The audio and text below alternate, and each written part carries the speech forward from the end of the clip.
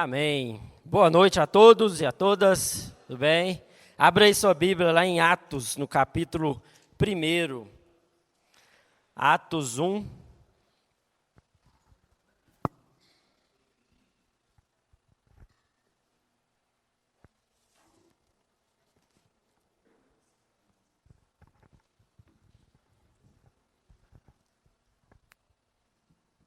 Atos, capítulo 1. Minha versão aqui eu vou ler na NVT. Vamos ler do 1 ao 8. Atos 1, do versículo 1 até o versículo 8. Abra a sua Bíblia ou destrave a sua Bíblia, né? Bora lá? Fala assim, ó. Em meu primeiro livro, relatei a você, Teófilo, tudo o que Jesus começou a fazer e a ensinar, até o dia em que foi levado para o céu. Depois de dar a seus apóstolos escolhidos mais instruções por meio do seu Espírito Santo. Durante os 40 dias após seu sofrimento e morte, Jesus apareceu aos apóstolos diversas vezes. Ele lhes apresentou muitas provas claras de que estava vivo e lhes falou do reino de Deus. Certa ocasião, enquanto comia com eles, deu-lhes a seguinte ordem: não saia de Jerusalém até o Pai enviar a promessa, conforme eu lhes disse antes. João batizou com água, mas dentro de poucos dias vocês serão batizados com o Espírito Santo. Então os que estavam com Jesus lhe perguntaram: Senhor, será esse o momento em que restaurará o reino a Israel? Ele respondeu: o Pai já determinou o tempo e a ocasião para que isso aconteça, e não cabe a vocês saber. Vocês receberão poder quando o Espírito Santo descer sobre vocês, e serão minhas testemunhas em toda parte, em Jerusalém, em toda a Judéia, em Samaria e nos lugares mais distantes da terra. Até aqui. Feche seus olhos aí mais uma vez, vamos orar. Pai, nós estamos diante da Tua palavra. Nós queremos colocar o nosso coração rendido a ela, a nossa mente completamente cativada por ela, Pai. Clamando, Senhor Deus, pela ação poderosa do Teu Espírito Santo, Senhor Deus, trazendo convencimento do pecado, da justiça, do juízo, Pai. Senhor Deus, transforma o nosso coração, Pai, para que o mais profundo dos nossos sentimentos venham ser tocados pela Tua glória e pela Tua palavra aqui essa noite, Pai. No nome de Jesus, Pai. Transforma, Deus, o nosso entendimento, a nossa mente, Pai, para que nós venhamos compreender e entender, Senhor Deus, a Tua palavra, Senhor Deus, no nome de Jesus, Pai. E oramos também, Pai, para que o Senhor nos dê as ferramentas necessárias, Pai, para que nós venhamos sair daqui essa noite, Pai, equipados, preparados para toda a boa obra que o Senhor vai nos levar durante essa semana na nossa vida cotidiana, Pai. Capacita as nossas mãos, os nossos pés, Pai, para que tudo aquilo que a gente venha aprender aqui hoje, tudo aquilo que o Senhor falar conosco aqui essa noite, Pai, nós venhamos colocar em prática, não venhamos guardar, Pai. No nome de Jesus, nós oramos e agradecemos. Amém. Amém. Galera, quem participou aí dos pequenos grupos já está um pouco familiarizado com o assunto. Nós vamos falar hoje a respeito de testemunho. Testemunhas fiéis, testemunhas humildes. E não tem como a gente falar, né, a respeito de testemunho se a gente não pegar esse texto aqui e destrinchar ele um pouco para a gente poder entender um pouco da nossa missão, daquilo que nós fomos chamados aí para fazer e para sermos. E nesse trecho aqui em específico de Atos, a gente vai perceber algumas coisas, algumas nuances bem legais para a gente poder aí entender e compreender um pouco a respeito do que é de fato sermos testemunhas de Jesus. E aqui nesse trecho a gente percebe que depois aí de 40 dias, durante 40 dias após a sua morte, a sua ressurreição, Jesus aparece diversas vezes para os seus discípulos, para os seus apóstolos, apresentando aí, como o texto mesmo diz, provas claras, concisas de que Jesus estava vivo e ainda ensinando a respeito do reino de Deus. Então, depois que Jesus morre e ressuscita, ele ainda permanece um período aí de 40 dias aparecendo aos discípulos, dando provas claras de que ele estava vivo e ainda ensinando eles a respeito do reino de Deus. E ele dá uma ordem nesse momento aqui do texto. Ele fala, olha, permaneçam em Jerusalém, até o Pai enviar a promessa do Espírito Santo. E essa promessa iria se cumprir lá em Atos, no capítulo 2, a gente vai ver um pouquinho aí mais para frente. Mas até aqui os discípulos ainda estavam com a ideia, com o pensamento que Jesus iria restaurar o reino a Israel. O reino político, o reino governamental. Os discípulos ainda estavam ansiosos para que Jesus viesse e destruísse Roma, destruísse o Império Romano e desse ao povo de Israel o seu governo legítimo. Por isso eles perguntam, quando, Senhor, tu irás restaurar o reino a Israel? Então aqui os discípulos eles estavam com a ideia de que a hora ia chegar, em que eles iriam pegar nas armas, que o pau iria quebrar e eles iriam tirar Roma do governo.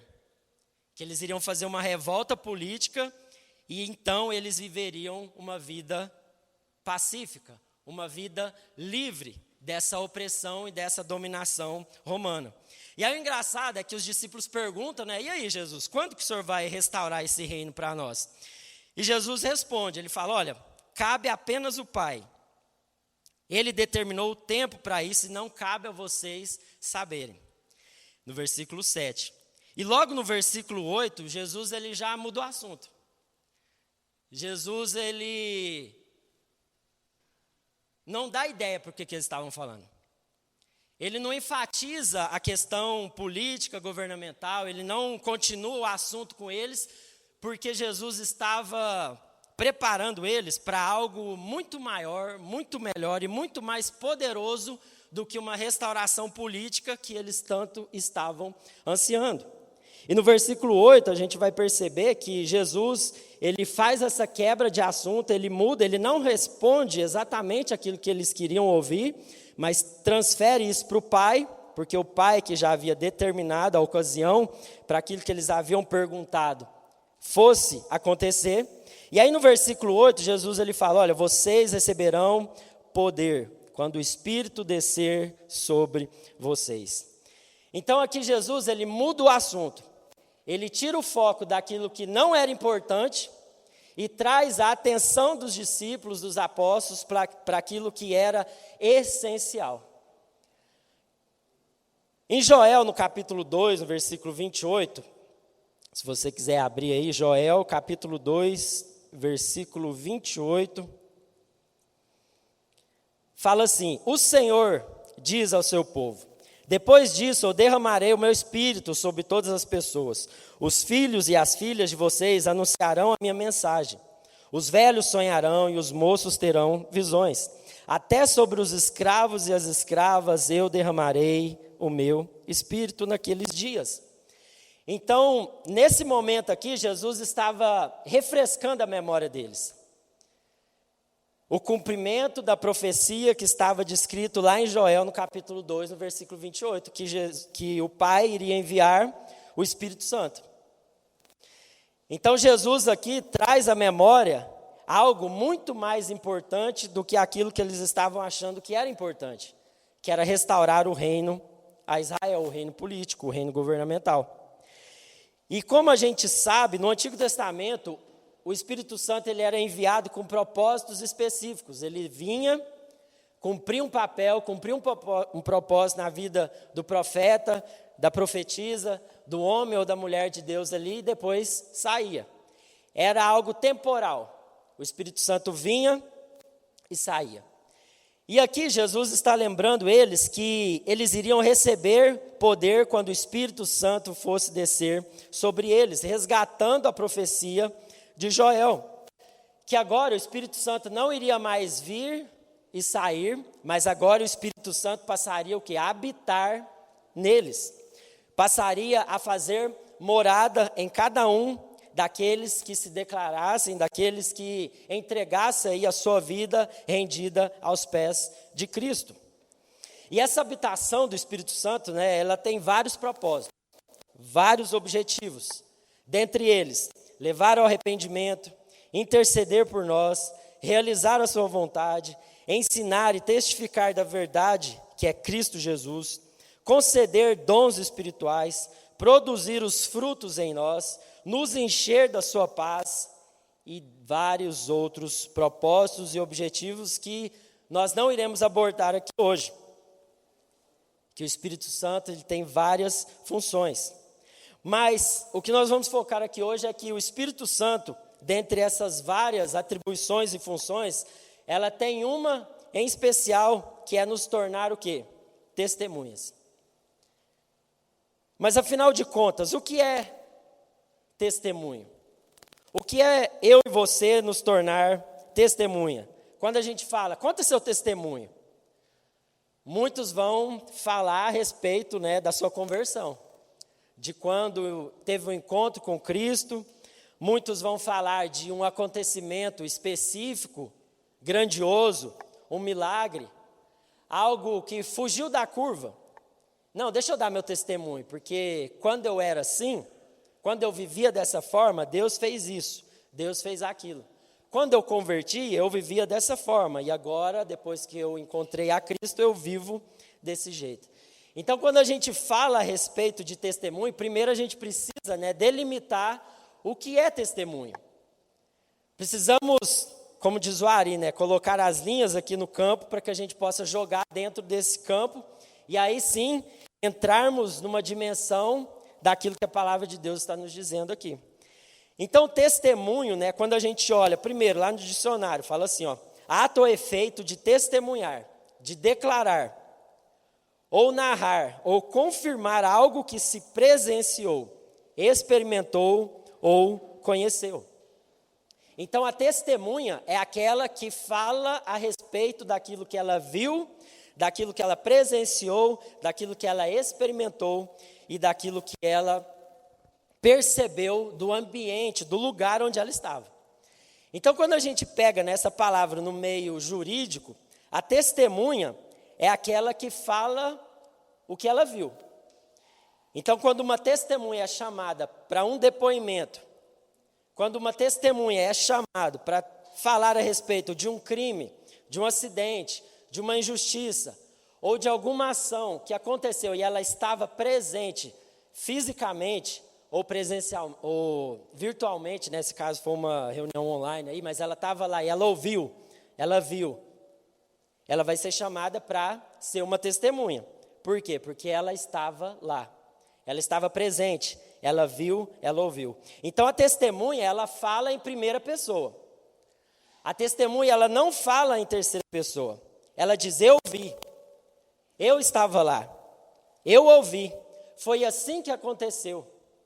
Ela não diz, minha tia estava lá, então ela me contou, e aí eu estou falando para você. Não, no meio jurídico, a testemunha, ela tem que ser aquela que estava presente. Porque senão vai se tornando aquele telefone sem fio, né? Que a gente começa a contar uma história, e aí no final já virou outra coisa que não tem nada a ver. Então a importância da testemunha, da prova testemunhal no meio jurídico é muito importante, porque ela fala a respeito daquilo que ela viu. Ela não está contando uma história do seu pai, da sua mãe, do seu amigo, ou de qualquer outra pessoa que não seja a história que ela presenciou, que ela viu. E quando essa testemunha ela está diante do juiz, antes dela falar, na verdade, né, ela é convocada a fazer um juramento. E esse juramento, a pessoa ela tem que se comprometer e jurar, falar somente a verdade e só a verdade. E se ela mentir, se ela inventar, se ela omitir, se ela viajar na maionese ali, ela pode ser presa pelo crime de falso testemunho. Então, olha a importância e olha a gravidade de ser uma testemunha hoje no nosso mundo em que vivemos. E aí, quando a gente traz isso para a nossa realidade agora como cristãos, como filhos e filhas de Cristo Jesus, e a gente pega aqui, né, esse texto como base, existem aí 3 características que eu gostaria de pontuar com vocês a respeito de como nós somos testemunhas de Jesus. Principalmente aqui no versículo, a partir do versículo 8, Vocês receberão poder quando o Espírito Santo descer sobre vocês e serão minhas testemunhas em toda parte, em Jerusalém, em toda a Judéia, em Samaria e nos lugares mais distantes da terra. Então vamos lá. Primeiro atributo da testemunha de Jesus é a capacitação. Nós fomos capacitados pelo Espírito Santo de Deus para sermos testemunhas de Cristo Jesus. Mas quando a gente pega, o livro de Atos aqui, a gente vai ler as cartas de Paulo ali depois, como que aqueles discípulos e aqueles apóstolos, eles conseguiram testemunhar, falar a respeito daquilo que eles viram e ouviram de Jesus, vivendo num ambiente completamente hostil ao Evangelho. Vivendo diante de uma opressão romana, aonde se você se declarasse seguidor de Jesus, você era expulso da sinagoga, você era preso, você era torturado e você sofria as consequências aí de uma sociedade que não aceitava aqueles que se declaravam seguidores de Jesus. Como que esses homens e essas mulheres conseguiram virar o mundo de perna para o ar, vivendo num mundo, numa época em que falar que era cristão, você estava correndo o risco de morrer, literalmente. Como? Me explica. E aqui no texto ele vai falar. Pelo poder do Espírito Santo de Deus. Quando vocês receberem o poder do Espírito Santo de Deus. Quando ele descer sobre vocês. E a palavra poder aqui, ela tem um significado de dunamis. Dunamis quer dizer dinamite. Algo que traz uma explosão, um impacto. Como diz lá em Atos 4:33 também, ele vai trazer essa mesma palavra com referência a esse poder, a esse dunamis do Espírito Santo de Deus, como se fosse uma dinamite, algo que explode. Então esse poder que vem do Espírito Santo, ele nos capacita a sermos o quê? Testemunhas fiéis daquilo que nós temos visto e ouvido a respeito do Evangelho. Não é sobre as nossas competências, não é sobre as nossas habilidades, não é sobre qualquer outra coisa que vai nos fazer testemunhas fiéis e eficazes de Cristo Jesus. Porque gente qualificada, gente capacitada, gente competente, está cheio. Mas a verdadeira testemunha de Cristo Jesus, ela é habilitada pelo poder do Espírito Santo de Deus. E foi exatamente isso que aconteceu depois, um pouco aí, se a gente andar lá em Atos 4, pode abrir aí, Atos 4, no versículo 1, nós vamos ver como esse poder, ele operou na vida dos discípulos. Atos 4, abre aí, Atos 4, versículo 1.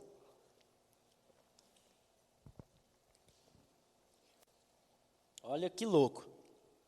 Enquanto Pedro e João falavam ao povo, chegaram os sacerdotes, o capitão da guarda do templo e os saduceus. Eles estavam muito perturbados, porque os apóstolos ensinavam o povo e proclamavam em Jesus a ressurreição dos mortos.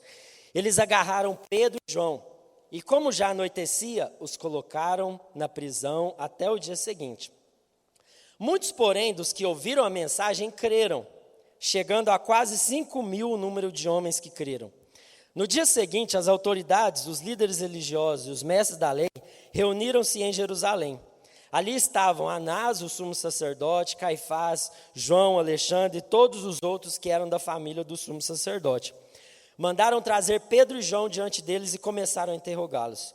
Com que poder ou em nome de quem vocês fizeram isso?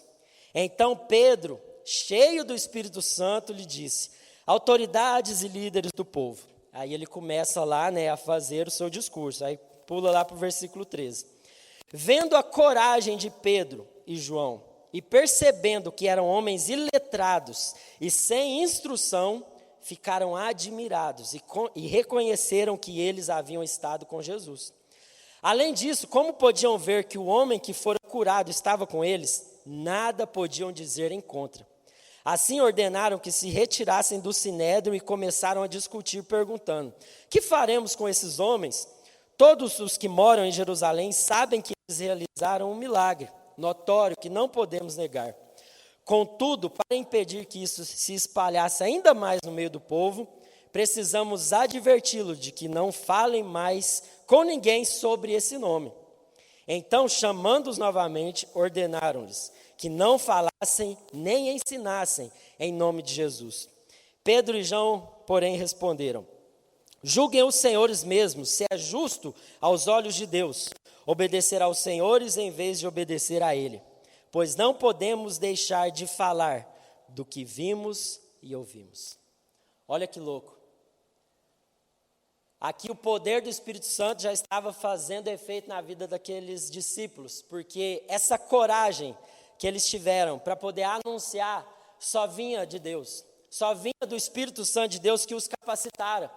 Por isso que não é sobre as suas competências, não é sobre o quanto você é bom, mas é sobre o quanto você está disposto a obedecer àquilo que é o chamado de cada um de nós. Aqui ele deixa claro, esses homens iletrados, por acaso não são eles que estão aí falando a respeito de Jesus, esses homens sem instrução? Não é sobre a nossa instrução, não é sobre o nosso preparo, mas é sobre a nossa disponibilidade em se tornarmos de fato testemunhos daquilo que Jesus fez na nossa vida, daquilo que Ele está falando conosco. E da mesma forma que Jesus os capacitou, da mesma forma que, como aqueles homens e mulheres puderam ser testemunhas vivendo nesse mundo que mandava prender, mandava matar, cancelava, como nós hoje podemos ser testemunhas eficazes de Jesus, vivendo num mundo cada vez hostil ao Evangelho. Hoje nós não vamos ser mortos, hoje nós não vamos ser presos ainda, por declararmos ser cristãos. Mas nós muitas vezes vamos ser cancelados nas redes sociais, vamos ser cancelados no mundo real, onde as pessoas vão nos isolar porque nós somos cristãos. Muitas vezes nós vamos ser perseguidos no trabalho porque nós queremos viver uma vida íntegra, reta, justa e honesta, vivendo de acordo com a palavra de Deus. E no ambiente do trabalho, muitas vezes nós vamos ser confrontados a mentir, a roubar, a enganar, a passar as pessoas para trás. Vamos ser perseguidos no trabalho. Vamos ser motivo de piada na escola, na faculdade, no cursinho, no nosso grupo de amigos. A nossa situação é um pouco diferente, porque aqui na nossa realidade do Brasil nós não vamos morrer e não vamos ser presos ainda. Mas diante dessas situações, nós ainda assim iremos sofrer o quê? Perseguições. E como que a gente vai viver? Como que nós vamos ser testemunhos de Cristo Jesus, vivendo nesses ambientes? A resposta é a mesma. Pelo poder do Espírito Santo. Pela graça do Espírito Santo, pelo dunamis, pela dinamite do Espírito Santo que vai produzir essa explosão de dentro de nós que não tem explicação. Não tem explicação porque é por esse poder que não faz com que a gente fique envergonhado ao falar do Evangelho. É por esse poder que nós não vamos negociar os nossos princípios e valores para sermos aceitos no trabalho, na escola, na faculdade, no nosso grupo de amigos. É por esse poder que nós somos lembrados, capacitados para falar dos ensinamentos de Jesus para os nossos amigos, para os nossos familiares, para os nossos colegas.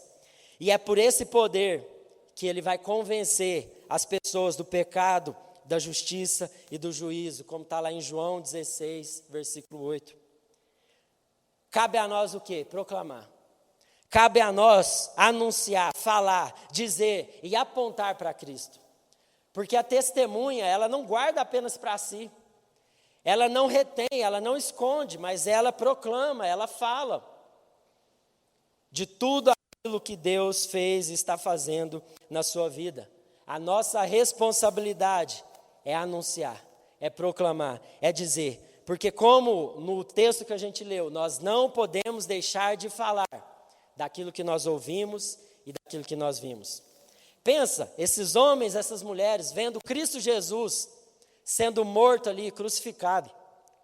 E depois, vendo Jesus andando no meio deles, comendo com eles, durante 40 dias. E depois vê Jesus subindo aos céus.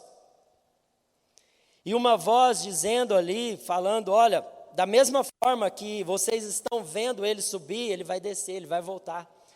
Olha a grandiosidade desse evento, como que aqueles homens iriam ficar calados? Como que aqueles homens e mulheres iriam guardar todos os milagres que eles viram? Mortos sendo ressuscitados, pessoas sendo curadas, libertas, não tem como. Então, da mesma forma, meu irmão e minha irmã, não tem como a gente se dizer que é testemunha de Jesus e ficar quieto e guardar isso.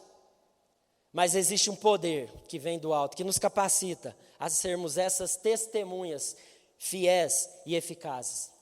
O poder do Espírito Santo de Deus. O segundo, o chamado. Veja no versículo 8 ainda, ele fala, olha, e serão minhas testemunhas. Então aqui o chamado é para todo o cristão. Para todo aquele que se diz discípulo de Jesus, o chamado para ser testemunha é para todos. Não é exclusivo do pastor, do diácono, do presbítero, do líder da igreja, de alguém que toca aqui no louvor, de alguém que faz algum trabalho na igreja. Não, mas o chamado para ser testemunha é de todos nós. Você e eu, nós fomos chamados para ser testemunhas. E Deus não nos chama para sermos o quê? Advogados dele. Como se ele precisasse ser defendido. Mas o chamado que ele está nos dando, que ele nos deu, é para que nós pudéssemos ser o quê? As suas testemunhas. E eles já tinham recebido, tudo o necessário para serem essas testemunhas. Eles já tinham visto, eles já tinham ouvido, eles já tinham aprendido e eles já tinham experimentado muitas coisas andando com Jesus. Então eles já estavam capacitados para falar, para contar e para testemunhar. Em 1 João 1, abre aí 1 João 1, a partir do versículo 1.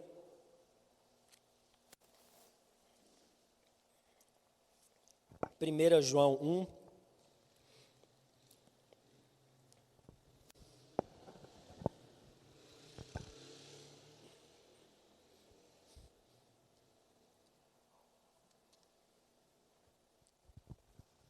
Primeira João 1, até o versículo 4.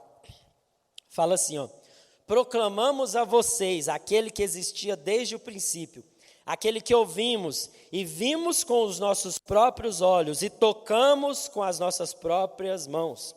Ele é a palavra da vida, aquele que é a vida nos foi revelado e nós o vimos. Agora testemunhamos e lhes proclamamos que ele é a vida eterna. Ele estava com o Pai e nos foi revelado. Anunciamos-lhes tudo aquilo que nós mesmos vimos e ouvimos, para que tenham comunhão conosco. E nossa comunhão é com o Pai e com seu Filho Jesus Cristo. Escrevemos essas coisas para que vocês participem plenamente da nossa alegria. Olha aqui, João de novo, reforçando que ele estava proclamando tudo aquilo que ele viu, tudo aquilo que ele ouviu a respeito de Cristo Jesus. E por isso ele era uma testemunha, porque ele viu, ele ouviu. E todo cristão é chamado a ser essa testemunha.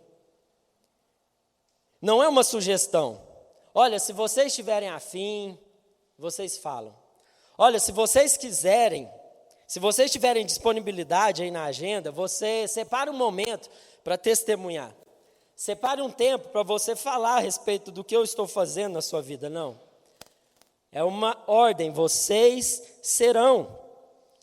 E além de uma ordem, diz respeito da nossa identidade. Faz parte de quem nós somos. Não é um dom específico que cada um recebe, como os dons, onde cada um tem uma habilidade de tocar, de cantar, de ensinar, de servir. Não. Ser testemunha é um chamado de todo cristão. Faz parte do nosso DNA agora. Por isso não tem desculpa, eu não tenho dom para dar testemunho, né? E aí a gente faz a ligação com a nossa conversão, com algum culto. Não, não é sobre isso. Mas é sobre a nossa identidade. Você e eu, nós fomos chamados para sermos testemunhas. E aqui quando a gente pega também no original a palavra testemunha, sabe o que quer dizer? Mártir. Aquele que está disposto a morrer por uma causa, por um objetivo. O mártir é aquele que entrega a sua vida em favor de uma causa, ele está disposto a morrer. Então, quando Jesus estava falando para eles que eles receberiam poder para ser as testemunhas, Jesus estava falando assim, olha, vocês vão receber poder para morrer. Vocês estão sendo capacitados para serem mortos em meu nome, em favor do meu nome. Com exceção de João aí, né, que morreu exilado, mas todos os outros foram mortos de uma forma trágica, assassinados. Então o que Jesus estava falando para eles é que eles iriam receber esse poder, essa coragem, para que eles pudessem morrer pela causa do Evangelho. Mas muitos de nós não vamos ser esses mártires, e chegaremos ao ponto de entregar a nossa vida física, literal, como os apóstolos, para morrer em favor do Evangelho, mortos a fio da espada. Mas todos nós somos chamados para morrer para nós mesmos. Todos nós fomos chamados para viver uma novidade de vida. Por isso que a capacitação do Espírito Santo ela é essencial, porque ela nos dá o poder para negarmos a nós mesmos. Lá em Gálatas 2:20, fala assim, ó, já estou crucificado com Cristo, e vivo não mais eu, mas Cristo vive em mim. E a vida que agora vivo na carne, vivo na fé do Filho de Deus, o qual me amou e se entregou a si mesmo por mim. Muitas vezes nós não estamos gerando um testemunho eficaz, sabe por quê? Porque nós não estamos morrendo para nós mesmos. A grande maioria das situações em que nós não estamos gerando um testemunho que vai apontar para Cristo, é porque nós estamos vivendo apenas para satisfazer as nossas próprias necessidades. E aí é necessário que nós venhamos, como Daniel falou, nos quebrantar diante de Deus, para que Ele nos quebre, para que Ele nos lembre que o chamado de sermos mártires, o chamado de vivermos uma novidade de vida e morrermos para nós mesmos, vem do Espírito Santo de Deus. Mas muitas vezes nós não estamos gerando testemunhos atualizados, vamos falar assim, né? O nosso testemunho é de 5 anos atrás, de 10 anos atrás. De que quando Deus fez isso. De que quando eu vivi aquela situação. E a gente não tem vinho novo para compartilhar. Por quê? Porque nós estamos acomodados a servir a nós mesmos. E nós não estamos nos negando para que Cristo viva em nós e através de nós. Não aproveitamos aí as oportunidades de falar aquilo que Deus tem feito na nossa vida, porque nós estamos distraídos. Estamos distraídos, vivendo na correria do dia a dia, nas rotinas que nos consomem, entrando no piloto automático da vida. E se nós não pisarmos no freio e começarmos a ter sensibilidade para perceber as pessoas ao nosso redor, as situações que nos rodeiam, nós não iremos gerar um testemunho eficaz. E uma característica desse testemunho é que ele deve ser o quê? Cobrido e revestido de humildade. Porque não é sobre nós, não é sobre a nossa competência, não é sobre a nossa habilidade, não é sobre eu ser uma pessoa iluminada, uma pessoa de alma leve, uma pessoa de bem com a vida, como as pessoas que não conhecem a Deus costumam falar a nosso respeito. Não é sobre isso, mas é sobre o que Cristo fez em nós. E assim como João Batista reconheceu, nós também devemos reconhecer. Abre aí João 1, versículo 6.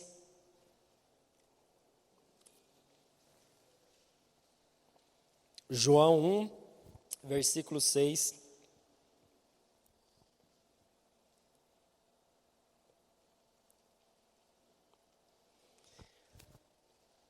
Fala assim, ó.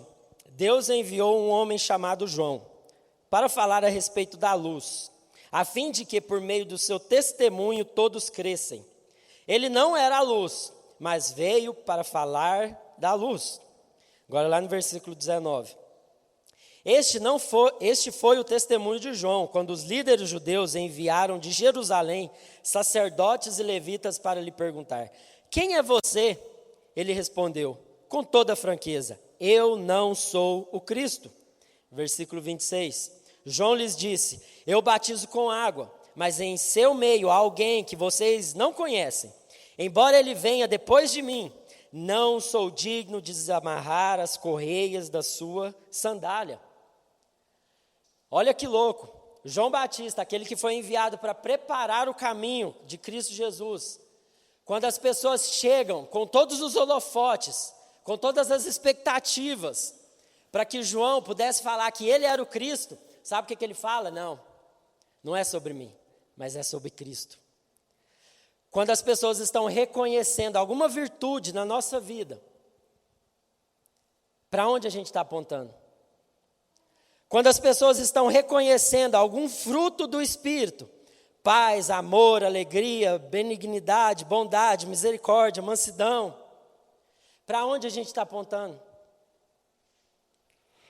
A gente está apontando para Cristo ou a gente está falando, não, é porque eu acordo 5 horas da manhã, vou caminhar no Parque de Sabiá, vou correr, faço um alongamento, faço o mindfulness, que é a respiração pausada, e aí sim, depois eu começo meu dia. Não, é porque a minha alimentação ela é balanceada. Não, é porque isso, é porque aquilo. E aí, ao invés da gente falar, não é por causa de mim, não é por isso tudo pode ajudar, isso tudo é bom. Mas não é sobre isso, é sobre Jesus. É sobre o que Ele fez na minha vida. Não é sobre o que eu estou fazendo para produzir isso, mas é sobre o que Cristo já produziu na minha vida. Por isso que a testemunha, ela é humilde, porque ela reconhece que não é sobre as suas competências, mas é sobre Cristo. Ninguém quer ouvir uma testemunha arrogante. Ninguém dá ouvidos para alguém que chama para si tudo aquilo que é bom. Porque ela vai se sentir inferior, ela vai se sentir um Zé Ninguém, e ela vai imaginar que ela não é digna de receber o poder do Espírito Santo de Deus para também se tornar uma testemunha. Por isso, meus irmãos, minhas irmãs, ser testemunha de Jesus requer humildade. Assim como João Batista reconheceu que não era sobre ele, mas sobre Jesus, que nós venhamos reconhecer que é sobre ele, não é sobre nós. E por último, aqui ele fala a respeito do alcance, ainda no versículo 8. Vocês serão minhas testemunhas. Aonde? Em Jerusalém, em Judeia, em Samaria e nos lugares mais distantes da terra. E agora, esse testemunho, Jesus agora vai falar o alcance dele. Primeiro, em Jerusalém, na localidade ali, daquela cidade. Eles iriam testemunhar dentro de Jerusalém. Depois eles iriam testemunhar na Judéia e na Samaria, na região mais próxima, nas cidades vizinhas. E depois eles iriam testemunhar até os confins da terra. Então veja o alcance desse testemunho. Um alcance local, e um alcance regional e um alcance global. Devemos ser testemunhas em todos os lugares e níveis de influência. No nosso bairro, na nossa cidade, no nosso condomínio, no nosso trabalho, na nossa família, na nossa escola, na nossa faculdade, na nossa academia, Não há limites para uma testemunha. Por isso que eu falei, tira essa ideia de testemunho apenas no culto. Mas a testemunha de Cristo Jesus, ela está sendo preparada e enviada para um nível, para um alcance muito maior do que aquilo que a gente muitas vezes imagina. Mas para a gente ser essas testemunhas influentes, eficazes, humildes, em todos os meios, em todas as regiões e em todos os níveis e alcances, nós precisamos aprender com o apóstolo Paulo. Devemos estar sensíveis à realidade, ao contexto pelo qual Deus nos colocou. O conteúdo não muda, que é a palavra. Essa nós não devemos e nós não iremos negociar. Mas a forma como nós iremos proclamar, essa sim nós podemos ajustar, para que nós possamos ser mais eficazes na comunicação e na apresentação do Evangelho. Porque falar a respeito do que Jesus fez em Jerusalém, na Judéia, na Samaria e em todos os confins da terra, iria requerer daqueles discípulos uma sensibilidade à cultura. E a gente vai perceber isso quando Jesus, ele anda ali, e vai proclamando o Evangelho, como ele aborda cada pessoa, cada situação, cada realidade, como que ele faz a conexão da realidade daquela pessoa, daquela região, daquela cidade, com o Evangelho. E Paulo fez isso muito bem. E 1 Coríntios 9, 19, ele fala assim, versículo também bastante conhecido. Porque sendo livre para com todos, fiz-me servo de todos para ganhar ainda mais. Eu fiz-me como judeu para os judeus, para ganhar os judeus. Para os que estão debaixo da lei, como se estivera debaixo da lei, para ganhar os que estão debaixo da lei. Para os que estão sem lei, como estivera sem lei, não estando sem lei para com Deus, mas debaixo da lei de Cristo, para ganhar os que estão sem lei. Fiz-me como fraco para os fracos, para ganhar os fracos. Fiz-me tudo para todos, para por todos os meios chegar a salvar alguns. E eu faço isso por causa do Evangelho, para ser também participante dele. Então esse versículo bastante conhecido para exemplificar e trazer isso aqui que eu estou falando. Que a forma como nós iremos apresentar esse nosso testemunho, ele vai mudar de acordo com o contexto em que Deus nos inserir. A essência, o conteúdo, ele deve ser o mesmo. Mas como nós estamos testemunhando a respeito de Jesus? Os ambientes que Deus tem nos colocado. E aí a gente tem a tendência, de seguir padrões que foram já estabelecidos há 200 anos atrás, achar que isso vai ser eficaz. E muitas vezes não vai, outras vezes vai, porque é o poder do Espírito Santo, como eu falei, que vai convencer do pecado, da justiça e do juízo. Mas nós precisamos estar sensíveis à cultura. Nós precisamos estar sensíveis às realidades pelas quais Deus nos colocou. Então não tem como você fazer a mesma abordagem para um universitário, para uma pessoa que está estudando sociologia, filosofia ali na UFA. Da mesma forma que não tem como a gente apresentar o nosso testemunho e falar a respeito do Evangelho para uma pessoa que trabalha 24 horas por dia e está rendida ao capitalismo. As abordagens são diferentes. E Tim Keller, ele vai falar justamente isso, lá no seu livro Igreja Centrada. Se você ainda não leu esse livro, compre, leia, estude, porque fala muito a respeito de como a igreja ela se torna eficaz e como o testemunho da igreja e de nós cristãos, ele se torna mais eficaz quando a gente centra na Bíblia e como que nós agora anunciamos isso de uma forma mais eficaz. E ele vai falar como a gente contextualiza o evangelho. E ele vai trazer o exemplo de Paulo, como ele fez isso de uma maneira muito sábia, com a graça e o poder do Espírito Santo. Então, dependendo do público, Paulo, ele mudava a apresentação, a abordagem que ele trazia para aquelas pessoas que estavam ouvindo ele. Diante dos cristãos, Paulo citava as Escrituras e João Batista, direto, na lata. Diante de crente, não tem meia conversa. Não precisa da gente ficar floreando, pintando.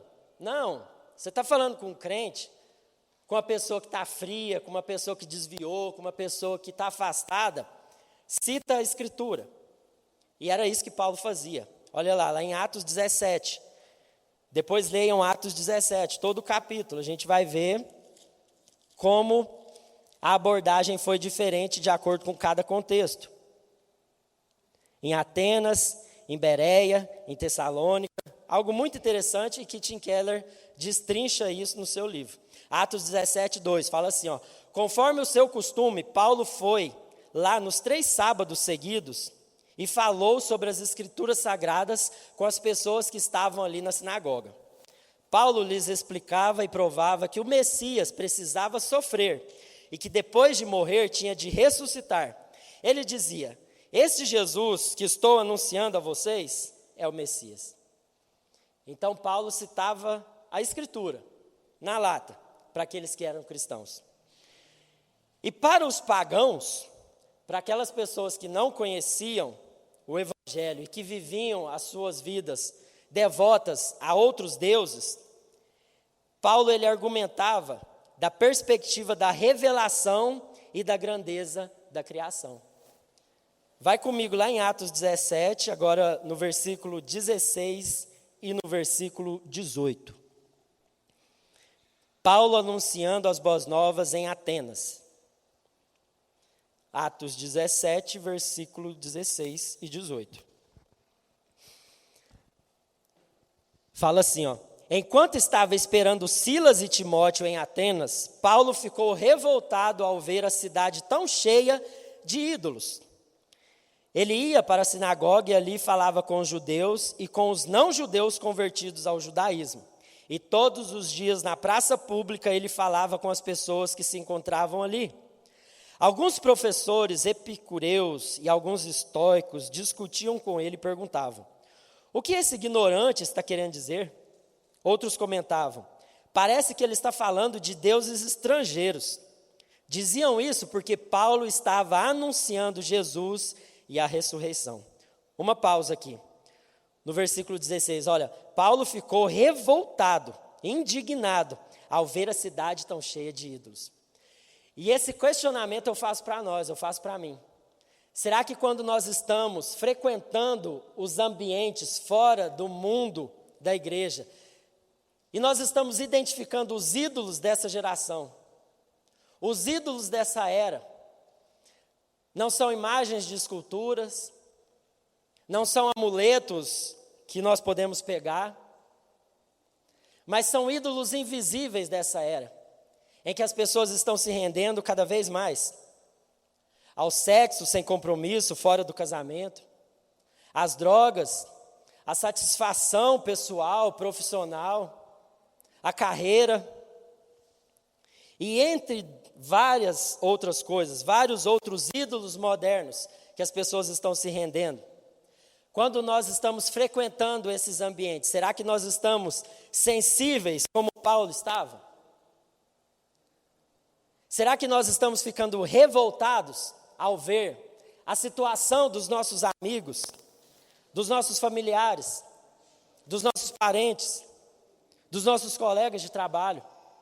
Será que nós estamos sendo tomados por uma indignação santa quando nós vemos as pessoas se rendendo aos ídolos dessa era, aos ídolos desse mundo? Ou será que nós estamos aí se rendendo também a eles? Estamos entrando aí no piloto automático da vida e ao invés da gente se revoltar, com os ídolos dessa era, nós também estamos nos prostrando diante deles. E aí o nosso testemunho, ele vai ser fraco. O nosso testemunho, ele vai ser ineficaz. Porque ao invés de nós sermos influentes, de apontarmos o caminho para Cristo, nós estamos deixando ser influenciados. Essa sensibilidade, ela é necessária para que esse nosso testemunho, ele seja eficaz. E aí lá no versículo 22 ele fala: então, Paulo ficou de pé diante deles na reunião da Câmara Municipal. Olha onde Paulo estava, hein? E disse: atenienses, vejo que em todas as coisas vocês são muito religiosos. Porque passando eu e vendo os vossos santuários, eu achei também um altar em que estava escrito ao Deus desconhecido. Esse, pois, que vos honrais, não conhecendo, é o que eu vos anuncio. Deus, que fez o mundo e tudo o que nele existe, é o Senhor do céu e da terra, e não mora em templo feito por mãos humanas. Então olha como Paulo, ele faz uma conexão com a realidade, com a cultura, com o ídolo deles, e traz isso para o Evangelho. E traz isso um apontamento para aquilo que é a obra de Cristo. E aí depois ele vai fazer o gancho aí, né, falando a respeito da criação de Deus. Como eu disse antes, para os pagãos, Paulo argumentava a respeito da perspectiva da revelação e da grandeza da criação. E nós? Será que nós estamos sensíveis aos ídolos desse mundo? Estamos identificando os ídolos desse mundo e estamos ficando revoltados? Ou estamos vivendo no piloto automático? E aí eu queria trazer aqui um exemplo meu, da minha realidade, no meu contexto do mundo do skate, né? Tem uma frase que é famosa, que a galera fala, você já deve ter ouvido, que eles falam assim: o skate salva. E aí toda vez que eu ouço isso, eu falo: nossa, é aí que eu tenho que entrar. Porque na cabeça da galera, o skate salva a pessoa de várias coisas. E eu não estou negando, né, o poder que o skate tem, ou qualquer outra coisa, né, seja aí o que for, de transformação social na vida de uma pessoa, de um jovem, de uma criança. Eu não nego isso. Uma criança, um adolescente que muitas vezes está sem perspectiva, quando ele começa a andar de skate, ele começa a treinar, começa a se disciplinar, começa a fazer atividade física, N benefícios. Mas o skate não salva. Porque se essa pessoa, né, se eu ficar impossibilitado de andar de skate, como é que eu vou fazer? O meu Salvador vai me abandonar. Ele vai me deixar.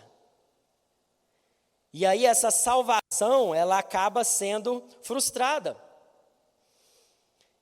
Então é aí que eu preciso entrar. É aí que deve ser a minha oração: Senhor, me faz uma ferramenta de transformação no meio dos skatistas. E qual tem sido a sua realidade? Quais são os pontos de contato que você precisa ficar atento nas suas conversas de almoço lá no trabalho, nos seus lanches na faculdade, nas suas conversas de mesa com a família, com alguém que não é cristão? Será que você está atento a essas deixas e você consegue fazer o link, e não sendo chato, mas fazendo um gancho e trazendo uma conversa para uma outra perspectiva? Porque em todos os grupos sociais, em todos os lugares, as pessoas, elas estão procurando por salvação. Todos querem algo para se salvar. Todo mundo está em busca de um Salvador. Na área da saúde, na área dos negócios, na universidade, nos esportes, em todos os ambientes, as pessoas estão à procura de um Salvador. E nós temos a resposta. Nós somos esses testemunhos eficazes que Deus está levantando aqui hoje, para que no nome de Jesus nós venhamos nos tornar sensíveis para responder a essas dores, a essas dúvidas, aos anseios do mundo lá fora, ao invés da gente ficar anestesiado, vivendo apenas para si. Queria chamar os meninos do louvor para a gente encerrar. E o apelo que eu faço aqui essa noite: quantos desejam ser essas testemunhas fiéis e humildes? Amém? Então lembre-se disso. Primeiro,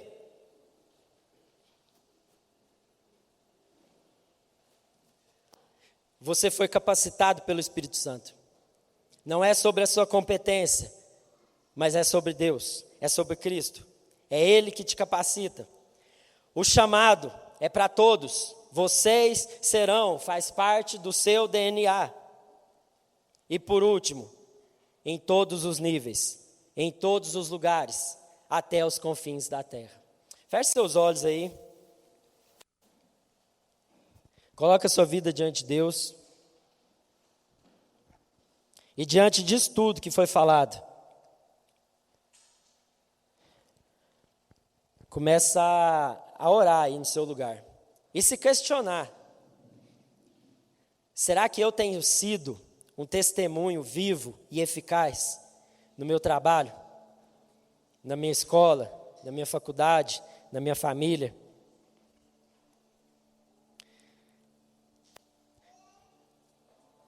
E se eu tenho sido esse testemunho eficaz, será que quando as pessoas reconhecem as virtudes que o Senhor colocou na sua vida, será que você está sendo humilde o bastante para poder apontar para Cristo, assim como João Batista?